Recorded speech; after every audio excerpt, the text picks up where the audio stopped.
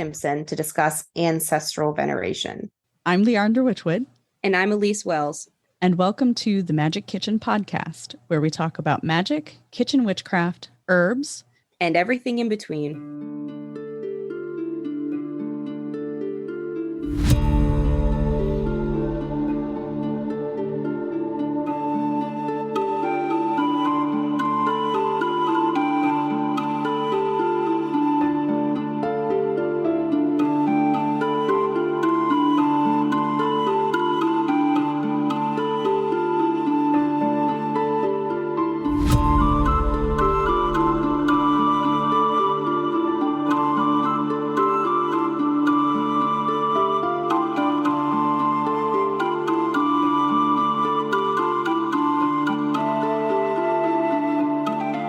As you may know, the Magick Kitchen Podcast is fully and independently funded by the Witchwood Tea House. So show us some support and head over to thewitchwoodteahouse.com to purchase some deliciously hand-blended loose-leaf teas or one of my other botanical products. As a special thank you for your support, please use POD 15 at checkout to take 15% off of your next order. So without any further ado, let's get to the episode. Blessed be. Okay. So what are you up to? What are we up to? There's so much going on. I feel like April is such a busy, busy month. I have the workshop coming up at the end of this month, the free workshop. So if you haven't signed up for it already, get in on that. I'm ending the day with a ritual. Today, as we're recording this, I am getting ready for the Hang concert in DC. Woo! I'm so excited. I'm so pumped for y'all. I wish I could go. Like, if I was in the States, I'd be with you. I wish you were here. Like, it's going to be epic. From what I understand, like, everybody who's ever gone to one of their concerts is like, oh my God, it's an experience. It's not just a concert. It's an experience. Oh, so awesome. And we missed them last time they were here. So we're super pumped and excited. Yeah. And, oh gosh, what else? There's so many things going on, like the end of this month. So the May Day Fairy Festival, the Spoutwood Farm Fairy Festival, I'll be there. So if you're going to be at that festival, like, find me. If you are in a 3-hour or so radius of that festival, It is at Marshy Creek, Maryland. It is so worth going. Is it at Marshy Creek? It's at Rocky Point. Rocky Point? Yeah. Yeah, they moved it from the Marshy. Yeah. Interesting. It is literally like my favorite festival I've ever been to. Like, I wish so bad I could figure out a way to go every year. Like, I'm literally I need to come out here. Yeah, just come out here. Just right now. Yeah. Just spend $1,500 on a flight. Yeah, just come on. Yeah. No, like, I do love it so much though. Like, I wish. Yeah, it is so much fun. Arrange maybe next year. Maybe I can. Yeah, next year. Arrange a book tour around that. And I think I can officially announce this now. I will be at Temple Fest this year. Woo! I have been accepted as a presenter, so I will be doing a workshop, an interactive workshop there. So yeah, if you want a really cool weekend with Christopher Pensack and his group, it's in August, and a bunch of other people. Yeah, it's in August. August 30th through September 2nd. Nice. So yeah, we're gonna be in the woods having fun, doing witchy shit. I love it. Oh, that's so cool.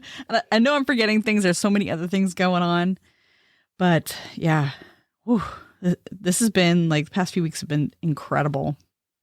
Just a whirlwind of stuff.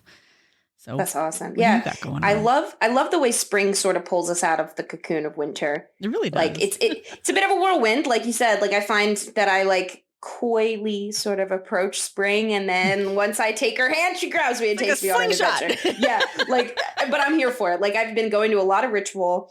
There is a group I've been practicing with called Labris, which is the double-headed axe from Minoan mythology, Kriti and Knossos and all those beautiful imageries. And they do rituals for the Athenian calendar. So, it's not specific to any god or anything like that. It's not quite Reconstructionist, just because we can't actually, we've talked about this a lot on the podcast, like, you can't really reconstruct exactly what the ancients did, but it's heavily inspired. It's well done. They use the Orphic hymns and Homeric hymns in ritual, and we do it at the ancient temples.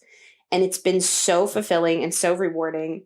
I actually recently redid my altar and finally graduated from, like, the side table sized altar to a full vanity. It is like literally twice the size now. And it feels so good. Like I have more room for offerings, which is my biggest endorsement for bigger altars. And yeah, it's been a good journey. And it's also my birthday. If you're listening to this, my birthday just passed. So I just feel really good in Taurus season. Thank you. Thank you. Yeah, I'm in Malta as you're listening to this. If you're listening live, actually, it's really fortunate, but also a bit unfortunate because my husband doesn't love to go to these things. But every year in Malta, they host a Regency weekend. So if you follow me on Instagram, you know that one of my guilty pleasures is historical dress. And specifically the Regency period, because it's the most comfortable clothing ever, at least for women. The men's clothing looks very tight and uncomfortable, but the women's is great. I wish I could wear it everywhere all the time. And so, yeah, it's like the best birthday present to myself that I get to go to this. So, yeah. And then in May, I have crazy stuff going on, but I'll save it for May because it's fun. But don't miss it. I am teaching an online workshop May 11th on green magic. I'm calling it Of Leaf and Stone.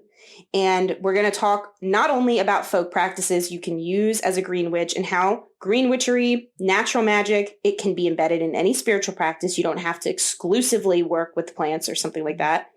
And we also were going to talk about land spirits, of course, because I can't not. And how to engage with plant allies and how to meet the land and bring it into your practice in your home, in your kitchen, and at your altar. So yeah, get your tickets. There's early bird tickets for sale. Nice. It's for 2 more days if you're listening to this live. Oh, wow. Like time is flying. I can't believe that we're at the end of April already. We're mid-April. It's crazy. It's wild, but we're along for the ride. I know, right? like I said, the slingshot, like we're just being shot out into everything. It's so crazy. But thanks for being on this wild ride with us, everybody. I know, right? Yes. We love it.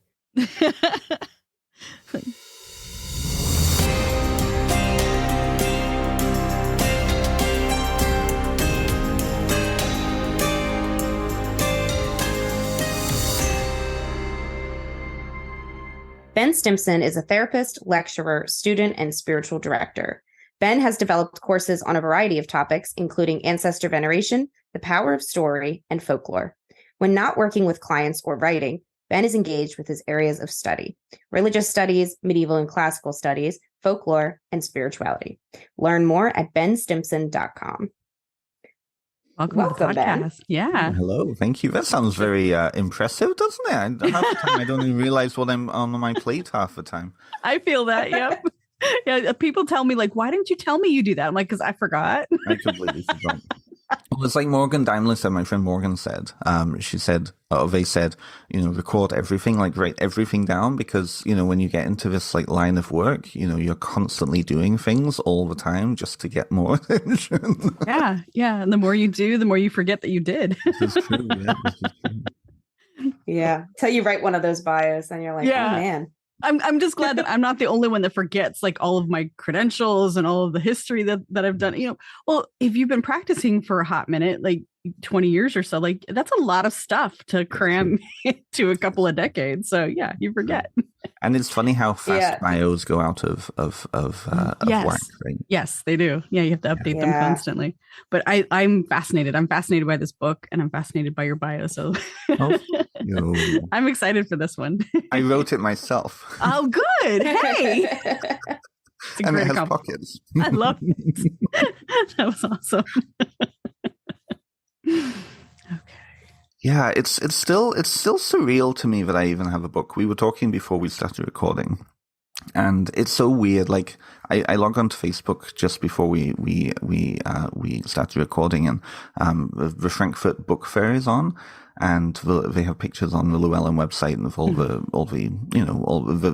props and all that. And I'm like looking and I see my book just underneath Christopher Hughes's book, and I'm like, oh, I have a book. There it is. It's wonderful. Bizarre, though. It's so weird. Yeah, it's so weird.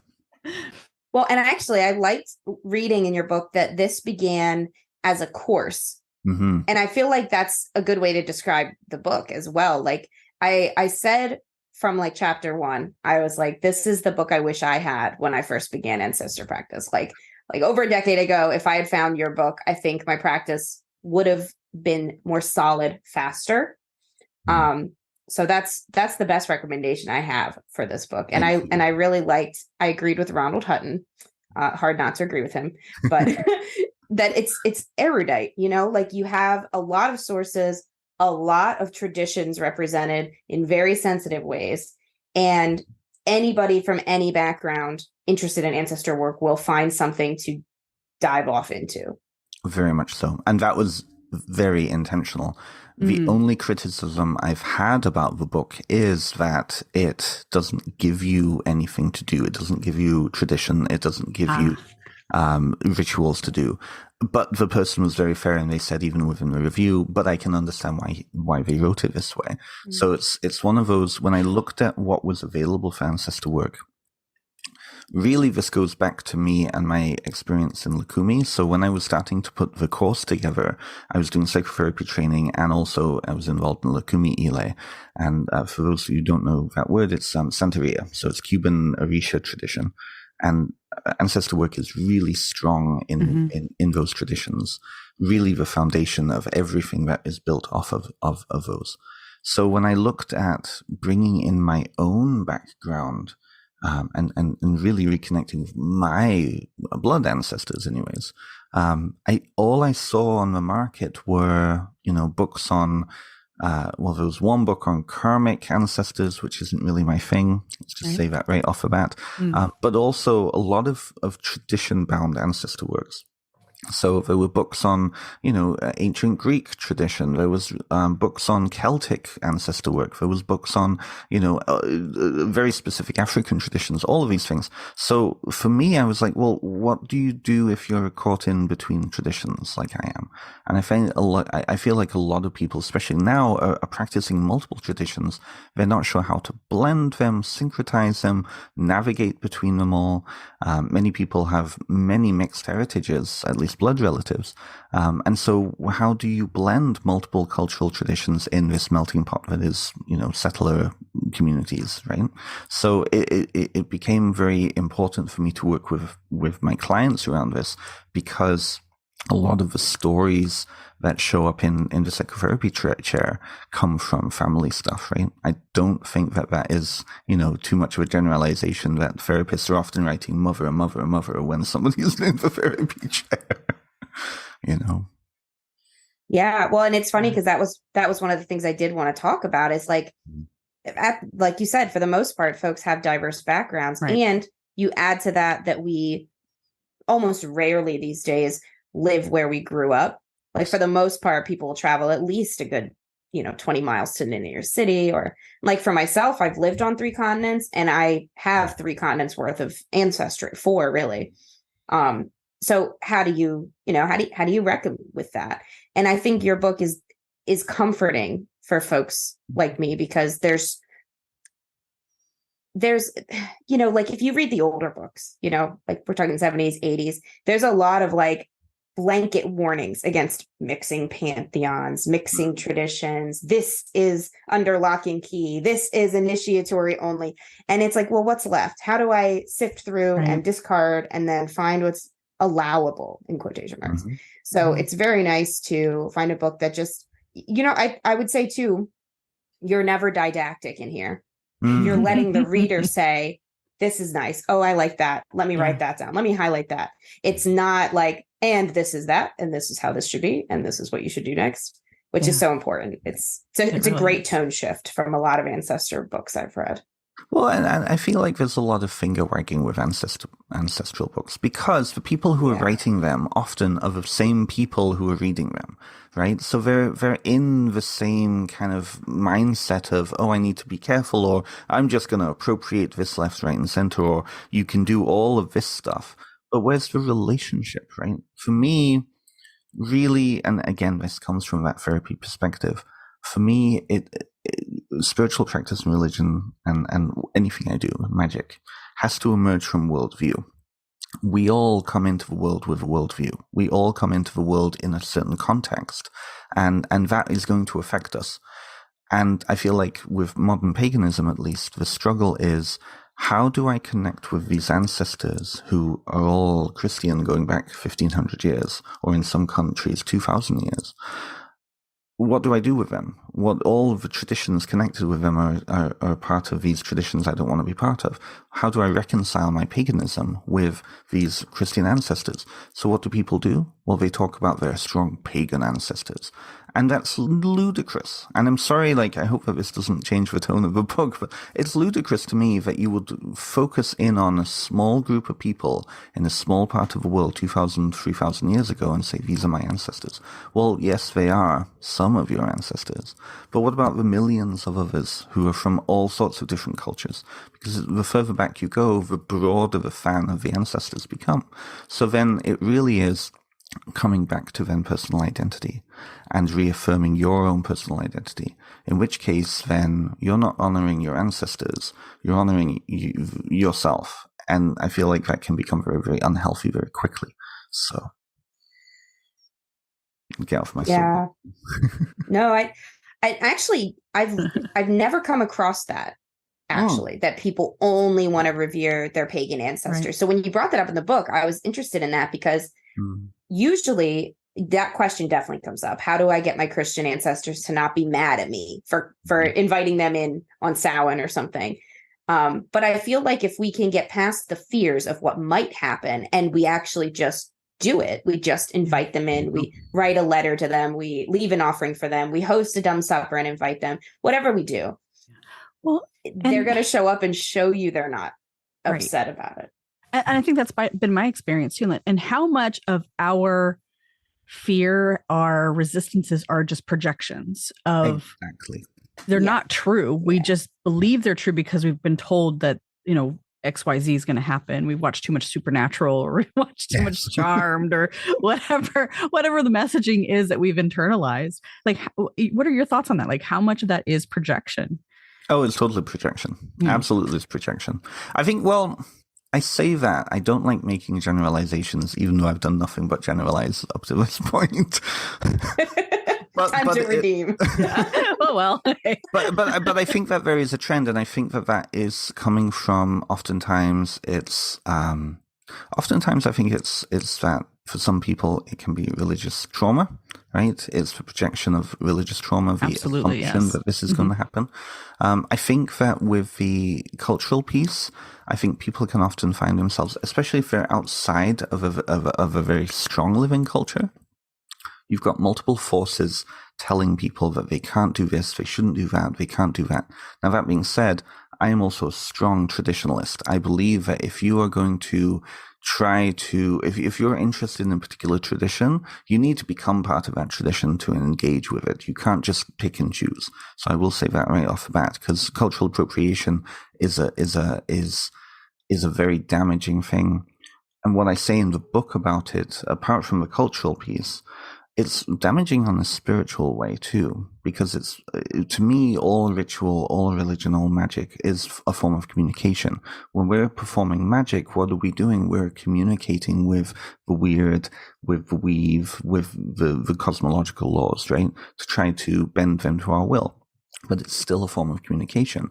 When we're working with our gods, when we're bowing down at the altar, whatever, and building shrines, we're creating a form of communication with them. Same with the ancestors. When we're engaging in ritual practice with the ancestors, we're communicating with them. So cultural appropriation to me is like somebody going to a party they're not invited to, walking to a group of people that are enjoying themselves and trying to use inside jokes that they don't understand to try to get attention in that moment. It becomes very awkward very quickly. That's a very good way of putting it. I like that. Yeah, it takes time to learn what those inside jokes are. But when you have that sense of belonging and those other people see that you belong with them, they'll make new inside jokes with you, right?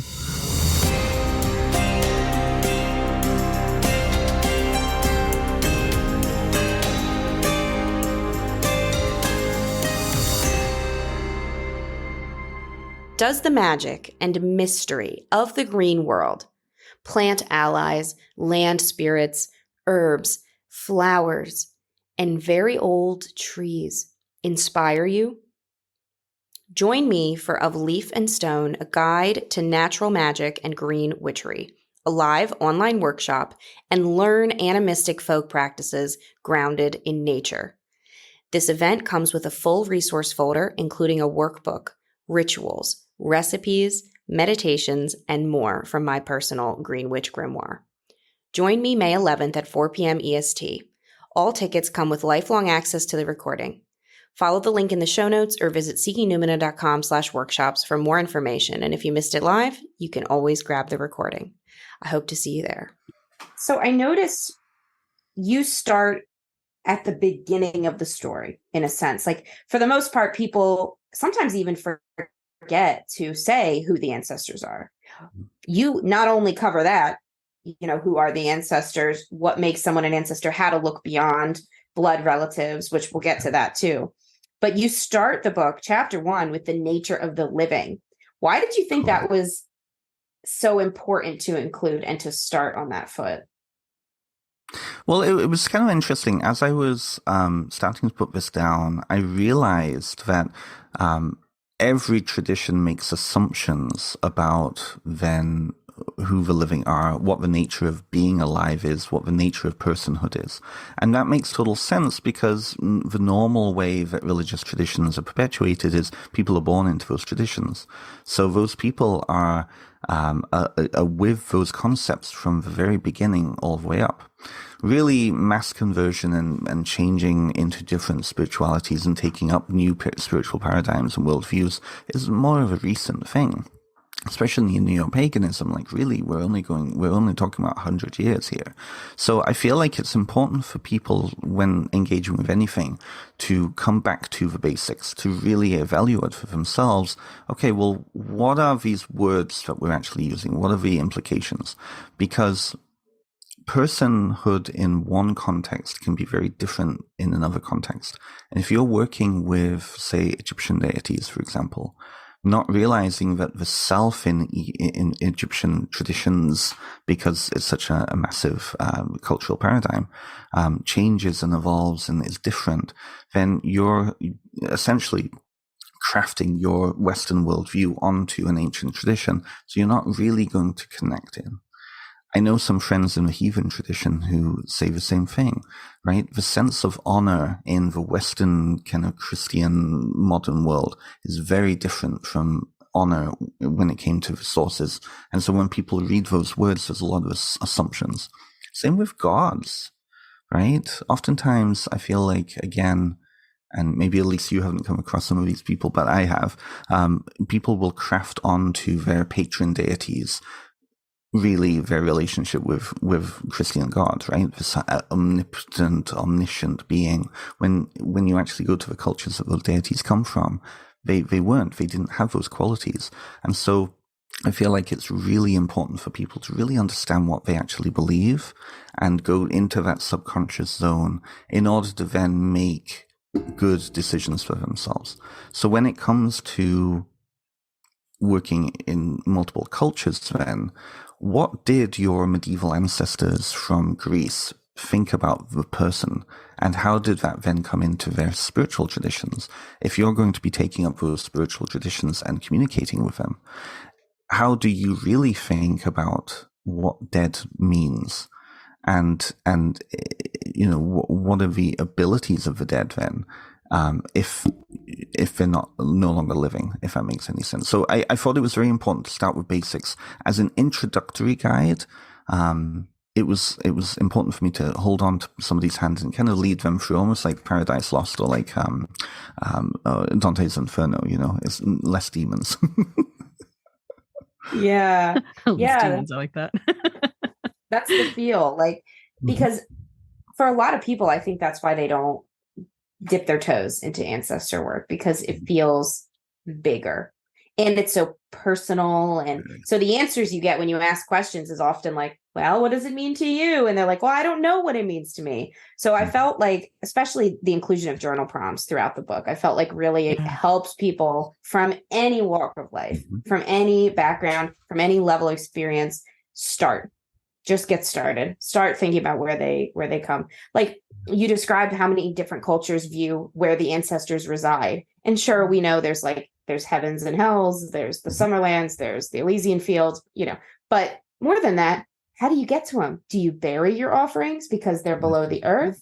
Do you raise them up? Do you burn them so that they, go into the air? Yeah.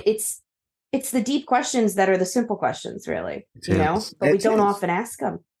Well, and this is the thing, because most, like, the recent history of spirituality and religion is that people are changing religions all the time, right?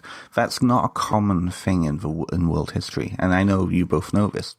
It's one of those things where, you're raised in a culture, most things then just become background noise. You take it for granted. You just understand that the offering needs to be buried in the earth because that's where the earth, that's where the spirits are, right? And so when you look at then joining or taking on new traditions, and my cat has a lot of things to say to this too, it's one of those things then all... We love the kitties. She's great. I love her so much. All ritual then has logic to it. And I feel like that's the bridging stone to the next major piece, which is becoming intentional with ritual. Because I see a lot of people who are new to these practices just think about decoration as decoration. Well, no, it's not decoration. It's a form of communication. That color that you're using, that choice that you're using in your shrine here, that gesture that you're performing, it's all intentional. It's all part of this symbolic way of communicating. And so it's not just decorative, right? So then when it comes to food, for example, a really good example there. So if you're putting down a plate of offerings of food, where you're putting it, in what direction you're putting it, what you're putting on the plate is also really important in some traditions because it's all part of that expectation. It's like the ritual of many of the Slavic countries, that ritual of offering bread with salt, two primal symbols of life. So you're welcoming your guests with life, like, come into our home. This is life, right? That's a huge symbolic piece. And it's way of really, like, embedding that in. So really it's about, again, people who are finding themselves in those liminal spaces in between traditions, becoming conscious of, and in consciousness of ritual practice, you become empowered, because then you can make really empowered choices around what you're then going to do. And then the question of, well, what can I do, doesn't come into it anymore. Absolutely. And you saying that, like, brings me back, because we've been doing this for so long. A lot of us are like, oh, I'm just doing it because that's what I do. We forget that there's not that you forget that there's a purpose behind it, but the purpose behind it just becomes part of the act, and you don't explain it. You don't voice it. Yeah. And I think newer people coming in, they're like, well, why did you do that? And you're like, oh, now I have to think about it. Why did I do that? Okay, that's why I did that. I put out the color purple because that's significant to this, and this, or, put out the salt in the bread because it's significant for a reason. And yeah, it reminds me, because I just, behind my altar, like I have a string of beads that's sacred to my work, and it fell down behind. So I've been trying to fish it out of this, like, crevice that it fell into. So it's like one of those things where you're like, oh my God. and I found myself yesterday thinking, like, well, why is it so important? Do I really need to, contort myself underneath this hutch to find the string of beads? And I'm like, wait, yeah. And you saying that, like, just solidified, like, why is that important? Because of that symbolism that it represents on the altar. It needs to be there. It's important. Yeah. And it's not something that we have to necessarily explain away, but it's definitely that, again, that primal urge to connect. And that's how we do it. Very much so. And I think that speaks to, again, when we're living our practice, there's so many things that we do, like you were saying, Leandra, that just become, just natural, right? And to bring this to food, because I know this is the whole podcast here, I love how grumpy Max Miller gets when he's going through old cookbooks, and they'll say, like, Mrs. Beaton, for example, will say, prepare the dough in the usual way, and it's like, well, tell us what the usual way is. The usual way, yeah. That's part of that material culture. That's part of that just subconscious part of the culture that people just already know because they were raised in it. And I feel like people who are coming into or reclaiming or forming their own traditions have to be even more intentional. But I think that really it's just like learning how to cook. You know, you learn a cookbook, you learn a recipe through a cookbook first until you really learn and you're in a relationship with the ingredients. Same with when you're blending new teas, right, Leandra? You know what each of those blends tastes like even before you've put them together, right? And that's a good point, because a lot of people, when they come to me for instruction, they're like, well, how do I do that? And I always come back like, this is something that you need to develop on your own. If you want to set up your circle in a certain way, that's your thing. So prepare it in the usual way. It doesn't have to be my way. I'll give you an option, sure. And I think that's why I like your book so much, is because you give those options out there, but you're not, like you mentioned before, like you're not giving this that do this and do that. This is the only way to do it because I said so, you know? Yes. And I had to be very careful with that. And like, it's funny. So I run my own podcast too, and I've had a lot of, like, all of them have been pagan authors too. And oftentimes I've asked them that question, sometimes privately, you know, what was it like for you with writing exercises? And kind of the dirty secret of the pagan authorship world is that all of us hate giving exercises, because even if we, partly because it's like, how do you translate something that you do all the time? Also, partly it's, how do I become ethical in what I provide here? So if it's like a very particular tradition, then you're offering a very particular traditional point of view. But for a lot of these like 101 witchcraft books, where it's like, well, you know, how do you rate this without unintentionally giving somebody something by rote, right? Being like, especially for people who are coming from specifically Christianity, where it's like, thou shalt. Yeah, right? Thou shalt not, like, thou shalt not. If you're looking at empowering people to take ownership of their practice, even giving them a list of your correspondences can impact them. And then suddenly you have a situation like, I know Gemma Gary found herself in this situation, where suddenly all of these people across North America were practicing Cornish witchcraft because Gemma Gary told us about it. Right. And Gemma Gary was like, well, no, this is a form of Cornish witchcraft. Right?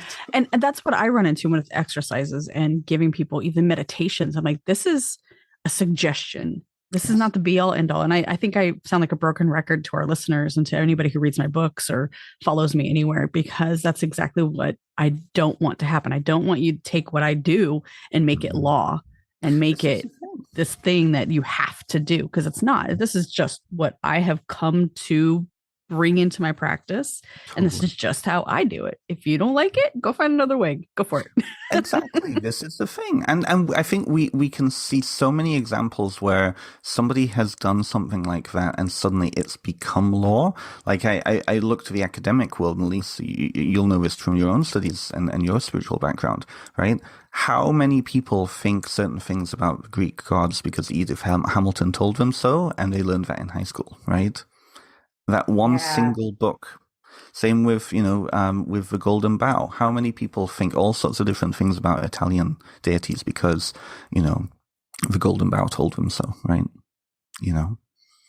Yeah. And that's where we did an episode a little while ago on personal gnosis and how we need to actually share these experiences. Like, of course, there's private things that we'll have experiences with, but when it comes to, like, you work with Hecate, I work with Hecate, let's say.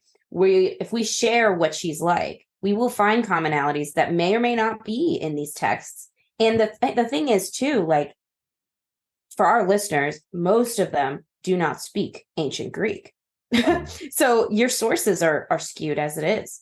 Like, we've got one translation to work from with the Greek magical papyri, really. So, like, that's one issue.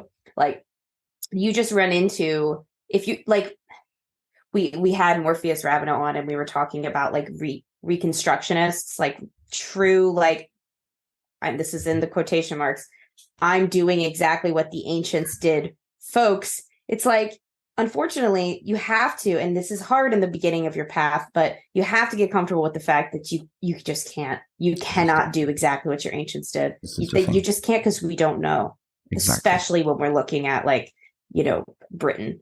for instance, like there's just no written record where it's from the enemies, the guys who came and invaded. It's not clear. Even Greece, all we have is Athens area, Attica.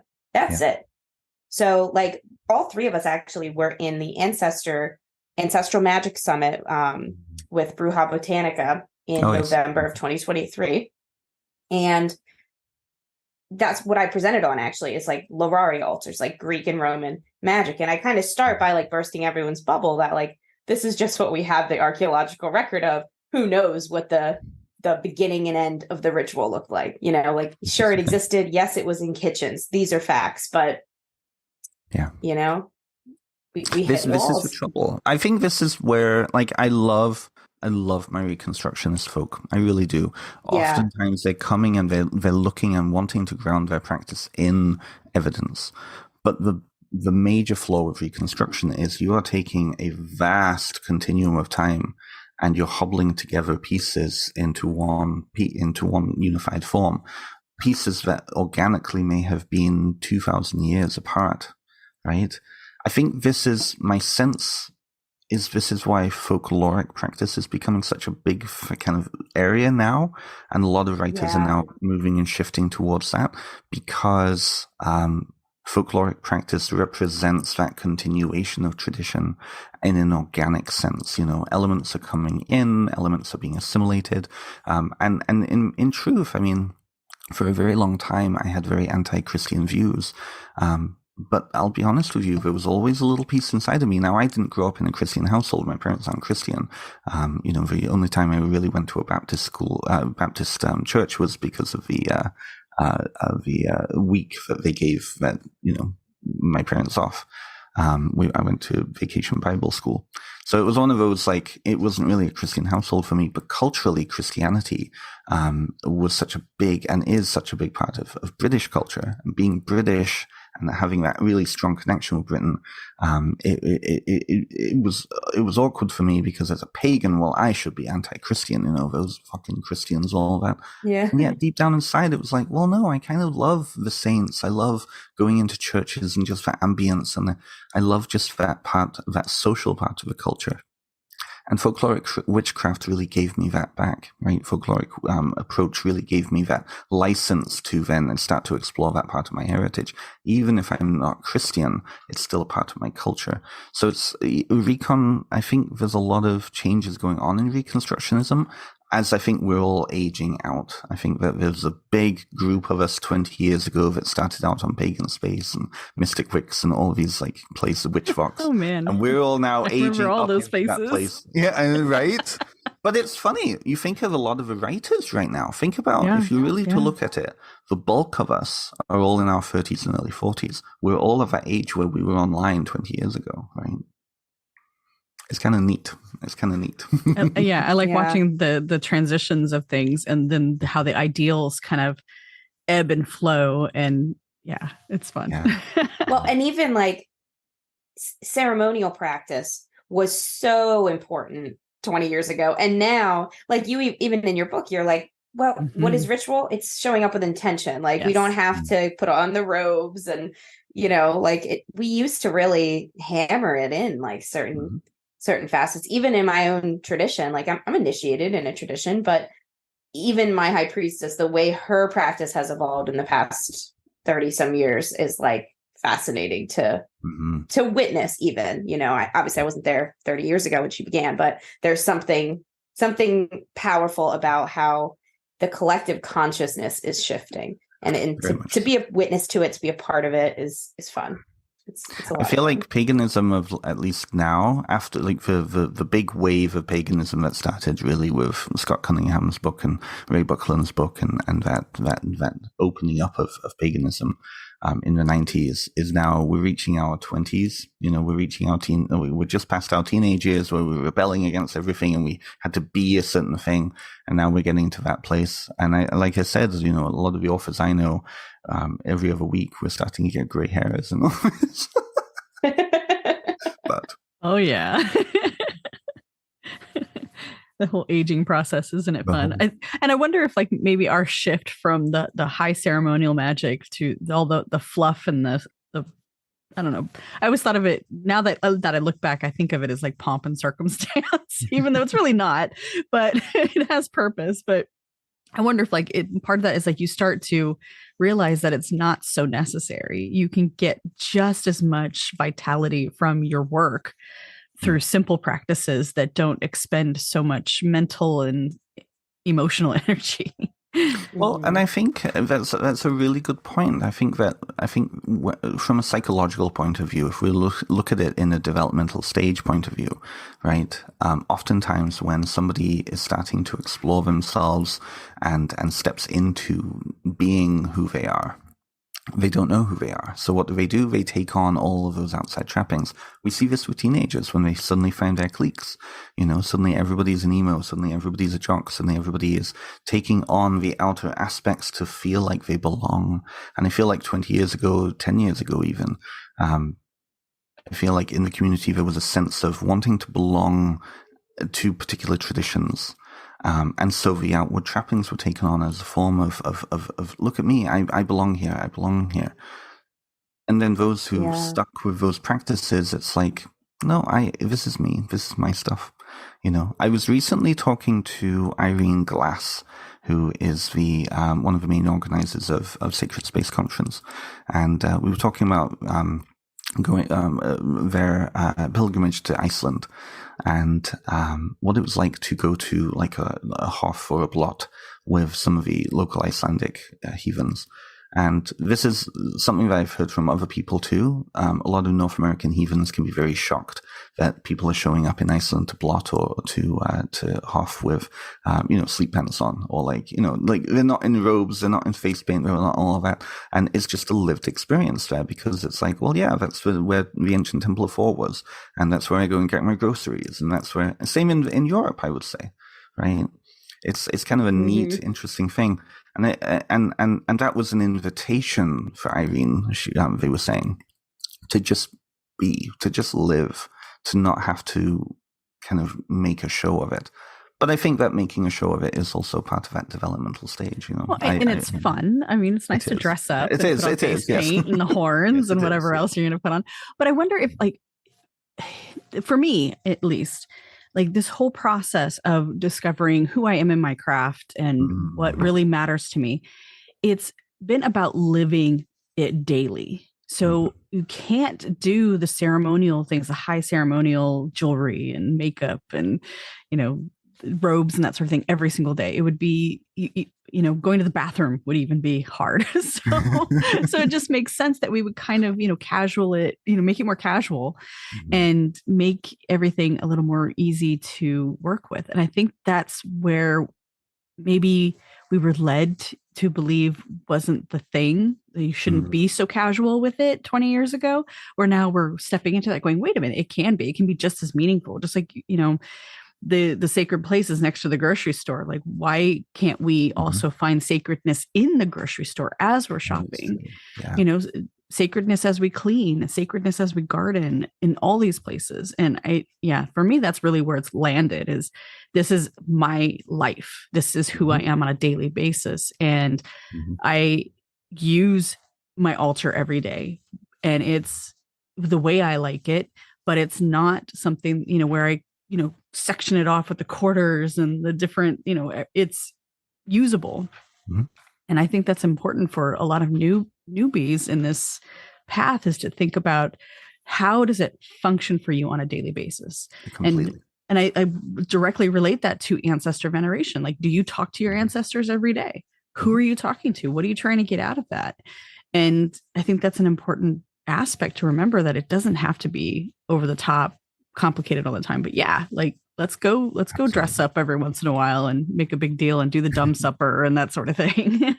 It's a wonderful part of the emerging culture, right? And as I feel like this blanket pagan kind of identity is now starting to separate out into smaller groups. So understand that they're interrelated, and it can become part of that kind of the lived material culture of a practice. But you're absolutely right; it's about lived practice too, and it's I suspect that 20 years ago, when the focus was on making a show and and dressing up and it becoming a big thing. I suspect that was partly because there were so many new people coming into the practice, again, that developmental stage. I suspect also it was part of trying to show the world that it was safe because of Satanic Panic about 10 years before that.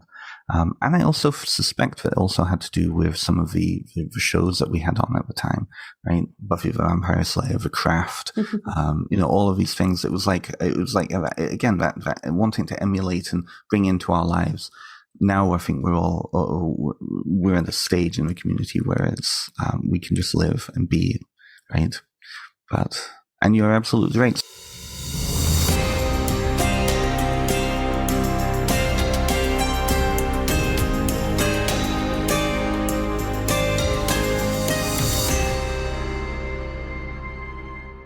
Hey there, witches. Did you know that there's an entire community out there dedicated to you and your journey? The Rebel Mystic community is a space where I offer my decades of knowledge and experience to witches just like you. I do this through live events, monthly mentoring, monthly rituals, a book club, and other resources like workbook pages and meditations. There is even a complete self-paced course library you can access. Check the link in the show notes to learn more about this community and how to become a member. Blessed be. So now I have a question for you two. Being that this is a podcast about food and whatnot, what is it like in a spiritual sense for you both to enter a grocery store? What is that like for you? You opened it up, Leandra. You have to answer. I know I did. Oh my God. Honestly, like it's the state of mind that I'm in. So if I'm rushing, then it's like a typical grocery store trip. And I'm just like, get me out of here. I don't want to be here. But if I am going in with intention because I'm cooking a sacred meal, because I'm cooking something with intention, then it's different. Then I slow down and I'll even put earbuds in and just listen to music that resonates with me. So it really, it's depends on the purpose of the trip. Mm-hmm. So if it's an everyday, just whatever trip, I just need to put dinner on the table because everybody's hungry, then it's more a mundane focus for me. But if I'm going in with the intention of creating something that is meaningful for say I'm going to celebrate Beltaine and I'm going to cook, I'm going to do, I like to do like the Beltaine tea. So I do a tea spread with the sandwiches and little, bite-sized foods and that sort of thing. Then it's a lot more intentional. And yeah, so then the more ceremonial aspect of my training comes through where I'm very focused and I'm very particular about what I get. And it depends on the day, I guess. But you're going in with intention. I really love that. Yeah. Yes. And I think that's the catalyst. Yeah. For me, in Greece, we don't really do the grocery store as much because it's still in a bit of an old-fashioned way where you go to the butcher for your meat, you go to the baker for your bread, and your dairy, and you go to I have just a dude on the side of the street, actually, next to Artemis's temple that grows vegetables on her temple land. So you can imagine what we're talking about here. Like when I go back to the States, I usually go for extended visits, and my body genuinely starts to miss fresh produce. And where I go back to in the States is farm country. Right. But for some reason, I guess, I will say this too, in the US and the UK a bit more as well than in Greece specifically, we don't eat out of season. Like partly it's privilege because in Greece we always have an area that's growing certain things like onions, potatoes, tomatoes, cucumbers. You can get those all year. But if you're talking about a fruit, like it's pomegranate season as we're recording this, in May or April when this is coming out, it will be the second season for certain fruits, like oranges. So we only eat those when it's time. So you become more embedded with the landscape that way. And I think in my work, which is focused on land spirits and connection to spirits of place, that is so much easier. But then in the States, when I am relegated to the grocery store and it's like, it's Walmart, like where I stay in the States, and that's depressing on other levels. So the energy of the store is just gone. But there is a little Amish stand I go to for the basics. Like they'll always have whatever's in season, but the Amish use all kinds of sprays and stuff. Like it is not anyone who goes to an Amish market and they think that they're getting like fresher produce. Like no, they use Roundup, my friends. Yeah, it's really bad. It's true. Where I was living, it was Waterloo, Ontario, which is like the heart of Mennonite country in Ontario, right? And interesting. I didn't know that. It's real we've got those fellas down there. Exactly right. So Kitchener, which is a city right next to Waterloo, used to be called Berlin, and it was like the center of the German population in the whole region, and so there's a beautiful place called St. Jacob's Market, which is a big like open air like Mennonite Amish market, right? And a news report a couple of years ago showed that a lot of the Mennonites would go down to the food terminal in Toronto and get all of their produce. And because I mean, let's be honest, they weren't growing peppers on their farms. Let's be honest. Yeah. It's a misnomer. You're just paying more, but but yeah, it's interesting. And I do to bring it back to ancestor work, I do leave offerings depending on the fruits of the season. Like it's so traditional in Greece and Rome, and honestly, I think throughout Europe to leave first fruits as the offering. So whatever's the first of whatever I forage, because foraging is very cultural here, I leave the first of it on my altar because I don't have a garden or anything. I just have the land around me. So that's a big offering for me. And I think we can still do that. Like no matter where you live, no matter how industrial, there is something in season. Like you will see the first dandelion. You will see the first, leaf that changes on the tree fall on the ground. Like these can be our first fruits. It doesn't have to literally be a fruit. And what I love about that is like you're really underlining a point that I'm becoming a lot more aware of in my life, especially as somebody who's about to move back to my home country, where there are, particular foods that came into season at particular times. Food in itself, I think a lot of people, and maybe you've seen this with this podcast, people tend to ignore the power of food and how important food is. Underrated. And very much underrated, right? Like that whole Slavic tradition of offering bread and salt. Well, when you actually think about what salt is, it's been a preservative for thousands of years. Same with bread. It's one of the very first staple foods, right? You're not just eating bread, you're eating 30,000 years of history, right? Yeah, and that was one of the reasons why I started the Magick Kitchen blog and then later the podcast, is because food was such, I guess, a dismissed portion of our practice as witches, as magical people in ancestor veneration, because food becomes that connection, that communication. And we touched on this a little bit earlier, but it is that communication. So it's that expression. In my practice, we do a lot of like milk, honey, but also tea. Like I will, my first cup of tea of the day, I will leave a bit of it out on my altar.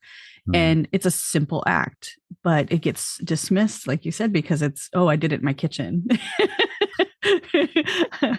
But, the tea or alcohol, even, how ancient is alcohol? And that's another thing I'll leave is very wine or whiskey or bourbon, something like that. Yeah. Yeah, so, very much so. Yeah, really cool. Literally spiritus, right? Yep, and that's how it got its name, is because they believed that it was releasing a spirit. Yeah. It's an interesting thing, and I feel like the kitchen witches who get it, and that suddenly becomes a huge part of their practice, right? Like it's like the nerdiness piece, like a kitchen. Oh God, the kitchen witch is coming, and but it's like suddenly like amazing food, amazing stories, amazing folklore. The whole culture just opens up for people. Same with herbs. I think it is very similar. The herb type nerds, all like the whole culture becomes the open gateway to that. But what I love about that is that it's such a visceral thing, right? And I hope that comes across in the book. I don't think it necessarily did, but I try to explain to people what even cooking for your ancestors or for your spirits can become like, right? One of my favorite things is taking a recipe, and my family doesn't have a lot of family recipes. A lot of stuff got kept in the UK amongst our extended family. And when we moved over here, there was that disconnection. But one of the recipes that we have is my Auntie Florence's, or Great Auntie Florence's, lemon curd recipe. And every time my dad makes that, what I'm tasting is the same thing that she tasted, and so many other ancestors taste it. It might not be that particular type of lemon curd that I have in front of me, but the taste is the same because the recipe is the same. And that suddenly it's like we all enter into a shared paracosm of that taste. And it becomes amazing to think of it in that way. Other aspects of ritual practice can be like that too. When you're engaging in a practice that your ancestors also engaged in, you're physically enacting the same movements that they did. Suddenly there's a contact point going across time, right? Fascinating. It is fascinating. It takes coming down into that sense of awareness for that. And I think that's the power of tradition, really. That power of tradition is. But I think that a lot of pagans, a lot of spiritual people have in their head what tradition should look like, which is, ritual, wearing clothes and all. It can be simply just sitting, taking a deep breath in a particular place, knowing that maybe your ancestors sat in that space too. And I think it comes to listening. So this happened recently. I was making something that my mom had made for years. My grandmother had taught her how to make it. So it was a traditional dish that my family has made for I don't know how long. And my son came in to help me make it. And I'm like, okay, now add this ingredient. And he's like, okay, how much? I'm like, I had to stop myself because I don't remember how much. I always listened. They told me when to stop. They told me how much. So I had to stop myself to teach him how to listen to that as well. Mm-hmm. And I'm getting goosebumps talking about it, but it's such that moment where you're connecting through the recipe, through the food, through the action, through the process to the energy of your ancestors, to their communication. And then you make this amazing thing and it tastes better than it ever should because there's something extra in there. You can't measure that. It's true. I mean, it's like that meme going around, I don't measure ingredients. I pour until my nona says stop, right? Yes, I've seen that. Yeah. Yeah, it's true. But that's then relationship, right?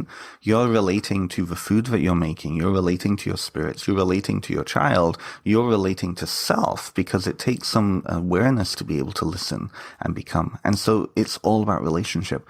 And I'm not sure how many thousands of times I use the word relationship in this book, but it's one of the primal things. And I feel like if people... That's really the goal of all of this, is to learn to relate to spirit, relate to God, to relate to ancestors, relate to self, right? All of that is about relationship. And it's funny that this conversation is coming up. I was putting together a class on weird for various parts of my life. And that's what weird essentially comes down to, is learning how to relate to self, learning how to relate to fate. And that fate is relationship to self, to other people, and the unfolding of those relationships. It's amazing. Yeah. So I've got one more question for you.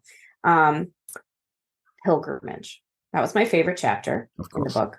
Yeah. And it's very integral to my own work as a tour guide in Greece, and even seeking noumena means literally seeking spiritual sacred places. So how, in your opinion, how does pilgrimage factor into ancestor work, and what makes it a pilgrimage versus a trip?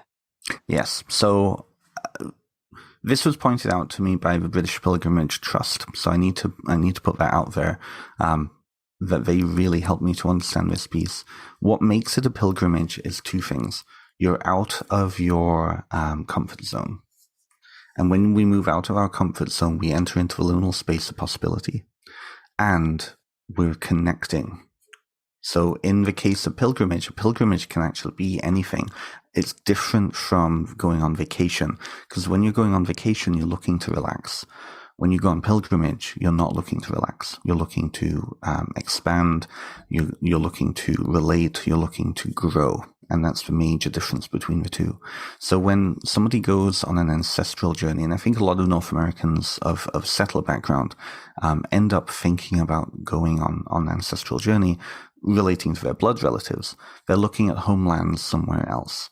And so going into those places, even though they're in the physical places as they are now, it's that you're actually entering into the paracosm where your ancestors are also in that place. So people coming back to Greece, people going back to the UK, this is a very personal one for me, right? I hear this all the time from North Americans. I'm going to go and I'm going to learn the history. I'm going to go to the castles. I'm going to go find where my home is. And then they get over there and they go to those places. It often doesn't have any relationship to the actual reality of that space, right? They're not going to go to Weatherspoons. They're not going to go to, they're not going to notice some of the chavs on the corner, right? They're just focused on that relationship to their ancestors. So it's that relationship through place, right? And our blinders go up, I think, often. But it is that searching, that seeking. But it's really important to get out of your comfort zone. And so pilgrimage can happen, I think, by proxy. And they talk about that in the book too. But there's an element of still being in a comfort zone. It's physically going somewhere. Because when you physically go somewhere, you don't have control. And I think that's the other key piece here too, is that oftentimes people who go on a spiritual pilgrimage, they're entering into a state of not having direct control versus a vacation where it's all laid out for them and this and all the other. People who've gone on vacation and it's turned into a pilgrimage often will speak about that. There was a point where suddenly they found themselves lost and they found themselves again because they had that ancestral connection or suddenly they went seeking for something. And I feel like I'm just going around in circles and circles, but it's a very important thing. It's a very important thing. Yeah. Yeah. I hope that answers the question. It did. Yeah. It does. Yeah. And it's good to hear from somebody else because I feel like I'm the broken record on how important it is to connect to place. And like with ancestry, that's really the only time in witchcraft I think people talk about it is like, oh, well, yeah, you should go to where you're quote unquote from, because we also are from wherever we lived. People always are like, oh, I wish I could visit a sacred site. I'm like, they're all around you. You don't have to go to Stonehenge. Like there are sacred places in any given place in the world. This is true. But to connect where your ancestral heritage is unbelievable, especially to really find their graves if you have the luck to have that information accessible. Yeah, it's powerful. One last piece on that, and I think that's the other part of the book that I really love I loved working on, was the idea of even expanding the concept of ancestor. And so pilgrimage is a good thing for that, right? I think people who go on vacation because they want to go to, like with England, for example, they want to go to Austen country. They want to go to a particular place because they read about it. Or it's connected with something that they love, in their life, right? That can be a pilgrimage of idea. And the British Pilgrimage Trust, Will Parsons and, I can't think of what his name is. And Will Worthington, they talk about going and having a pilgrimage of idea. One of the examples that they talk about in one of the podcasts they were on was going and singing a particular song connected to Wordsworth.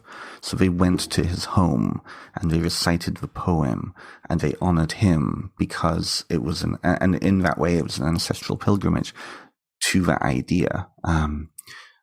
So I think that, when we talk about ancestors, just expanding that from blood, going to Stonewall in the bar in New York City, for example, for a lot of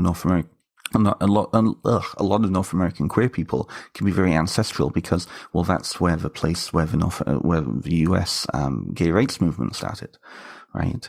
In my case, when I go back home to the UK, going to Tintagel, going to places connected with King Arthur, going to Sherwood Forest is a pilgrimage because I'm going outside of my comfort zone. And it's not just a vacation because I'm not relaxing, but I'm going to honor those figures from my childhood that were really important to me. So I feel like everything can then suddenly become ancestral. It depends on how we relate to it. And even with your parallels you put throughout the book to Lord of the Rings, I can't let you go without mentioning this. That's for me the same thing. Like I my first pilgrimage I embarked on totally solo was in college. I did a semester abroad at Oxford University in a Tolkien study. And all I did was visit Tolkien sites because he was so instrumental. Before I even had, words for connection to spirit of place, he taught me how to do that. It's so any reader of Lord of the Rings knows like how important it is to for like the species are tied to places, to types of places. Yes. So these fictional ancestors, I like that inclusion in the book because they do form us. They influence us. Like I always say, like if I had to give a sentence to define ancestors in my practice, it's anyone who had a significant impact on who I am today.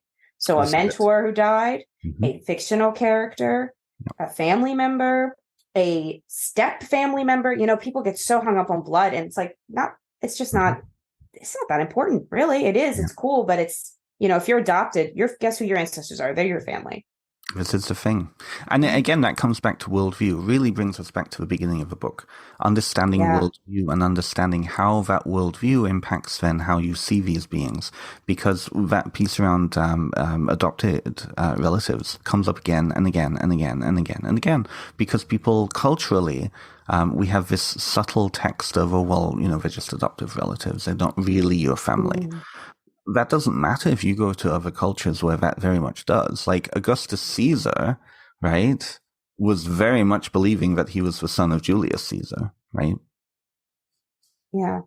Right. Well, and we're happy to say as modern pagans, like, I wish I could go back to the times where we communally raised children, where we communally looked out for each other, but then to turn and say, but I only recognize my blood as my ancestors. Yeah. It doesn't go together. We can't have both. You have to say, do you believe in community?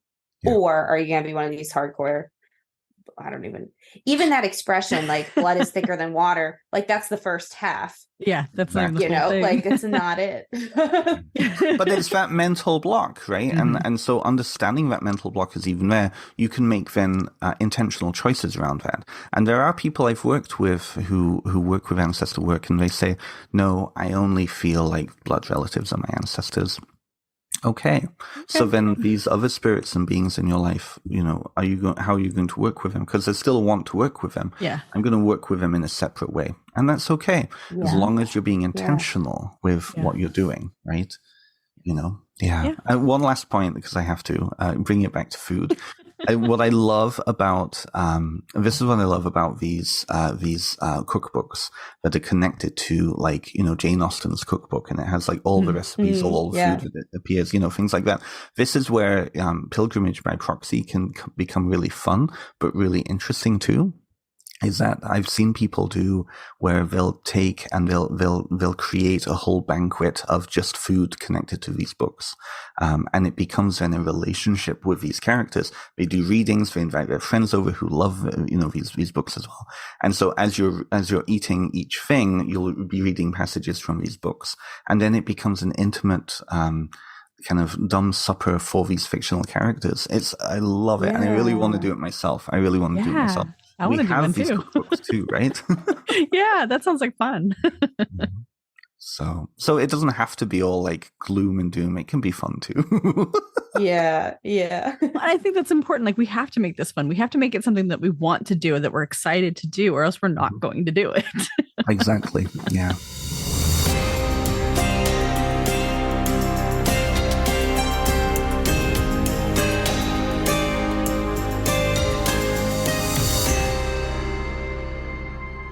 Real talk. Leandra and I could be trying to sell you socks or a VPN or that cereal everybody talks about, but we like to keep it witchy around here instead. And we can only do that because of the support of listeners like you. When you're joining my Magical Living community on Patreon, you're not only getting weekly shadow work journal prompts, new moon and full moon rituals, exclusive videos, exclusive meditations, plus bonus episodes of the Magick Kitchen podcast. But you're seriously keeping the lights on in the Magick Kitchen. Thank you for listening and reviewing the show. And if you're ready to meet me in the Magick Kitchen, pop over to patreon.com/Elyse Welles and start your free trial. Let's deepen your magical practice together. Well, thank you for being here, Ben. This was a great conversation. I feel like we could talk for many, many hours. I know. And we do, in fact, but. and Beltaine. Beltaine. We didn't get to Beltaine, but Beltaine. Yes, we did not. Yeah, and the veil will be thin, according to Western modern traditions. So it's a great time if you haven't started your ancestral practices. Next week is a good time. Yeah. And many traditions surrounding that can be around, in Samhain, we honor the ancestors as we're going into the time in the Northern Hemisphere of death and pause and dying. At Beltaine, it's about new life. So it's looking forward with the blessings of the ancestors, bringing them in to bless the new crops, the new life, right? The ebb that is constantly happening, and to bless us on our journey into that. So that can be a part of that work. Yeah. Well, tell our listeners how they can keep in touch with you and keep up with your work. Absolutely. So benstimpson.com is the best place to go. I have all of my courses on there. I have all of my the podcast interviews are on there, and also I am accepting clients for those interested. I offer therapy and spiritual work. I will say this: I'm very proud of this. I have a lot of my classes, by the time this comes out at least, are going to be offered through Udemy. And so I will actually have on-demand classes available on there. So if anybody is interested in that, I do have those on, because I have way too much time that I don't have. I don't have a lot of time to do in-person classes anymore. So yeah. Oh, fantastic. But this has been delightful. Thank you so much for having me on, and I'm looking forward to sharing this when this comes out. Thank you. I hope everybody has a great rest of 2024. Yes, you too. Thank you. Merry meet, merry part, and merry meet again. Thank you for joining us on the Magick Kitchen podcast.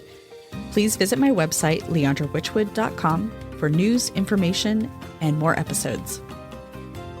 I'm Elyse Welles, and I can be found at Seeking Numina on YouTube, Instagram, and Facebook, and seekingnumina.com. That's Seeking, Numina.